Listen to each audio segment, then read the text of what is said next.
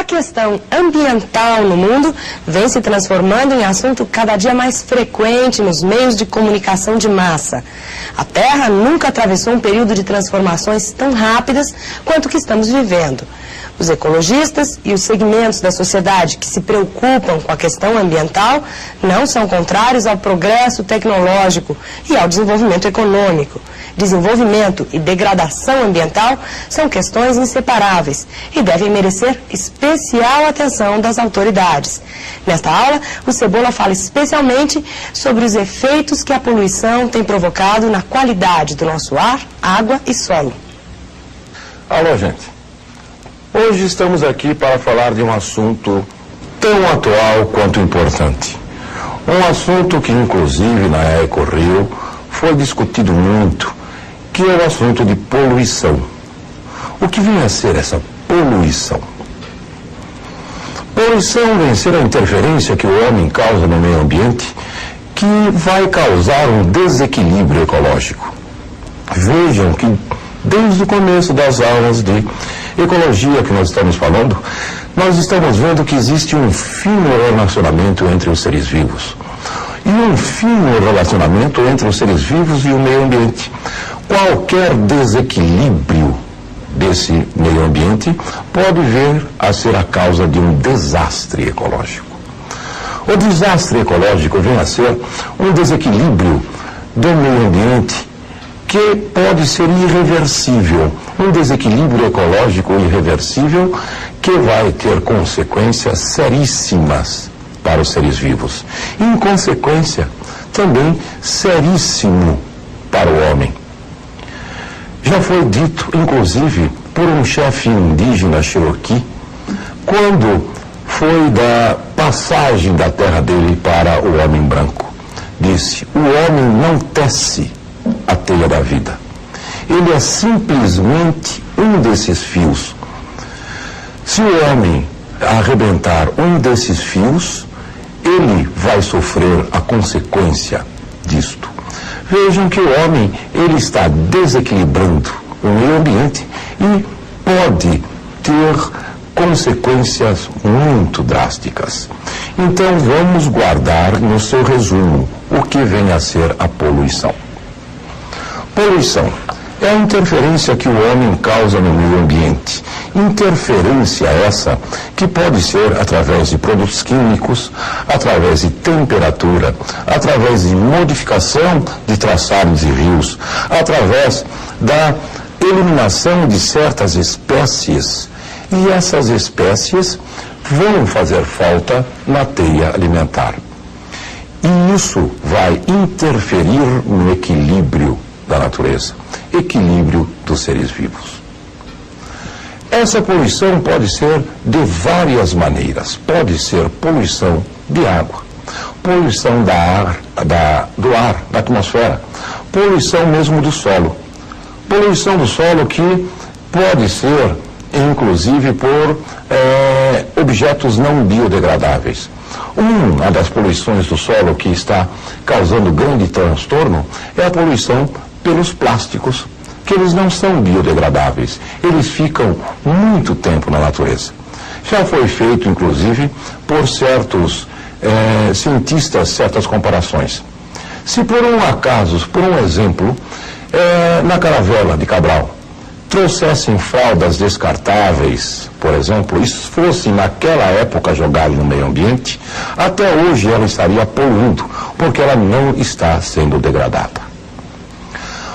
Outro tipo de poluição é a poluição do ar, que nós estamos fazendo com várias causas, através de poluição industrial, de poluição automotiva.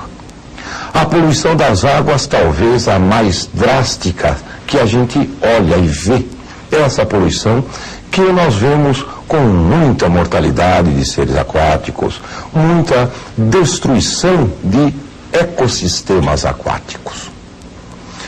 Devemos guardar, então, as três poluições mais importantes. São poluição do ar, poluição da água e poluição do solo. Guardem o seu resumo. Há os três tipos de poluição. Poluição do ar, da água e do solo. Vamos começar haver a poluição do ar. Poluição do ar, ela pode ser feita através dos óxidos de nitrogênio e óxidos de enxofre. Os óxidos de nitrogênio, eles são bem poluentes, principalmente para os seres vivos autótrofos. Eles são, como por exemplo, a fuligem. E essa fuligem, a depositar-se em cima das folhas dos vegetais, impedem a penetração da luz para que esse vegetal faça a fotossíntese. Aquilo que você vê nas árvores, nas ruas, aquela camada escura em cima das folhas das árvores, nada mais é do que os óxidos de nitrogênio. Outra poluição muito importante é a poluição através da quantidade de óxidos de enxofre, SO2 e SO3. Isso, quando é solto na atmosfera através de poluição industrial, vai unir-se à água que existe na atmosfera, da umidade do ar, e vai transformar-se em H2SO4, ácido sulfúrico. E isso vai cair junto com as precipitações pluviométricas, com as chuvas, causando um fenômeno que nós conhecemos de chuva ácida. Chuva ácida, então, quase sempre causada por eliminação de óxidos de enxofre. Esses óxidos de enxofre que irão causar grandes problemas, porque vão modificar o pH do solo, vão acabar com várias bactérias do solo, principalmente as bactérias fixadoras de nitrogênio, impedindo o ciclo do nitrogênio. Também vão poder causar deterioração das raízes dos vegetais.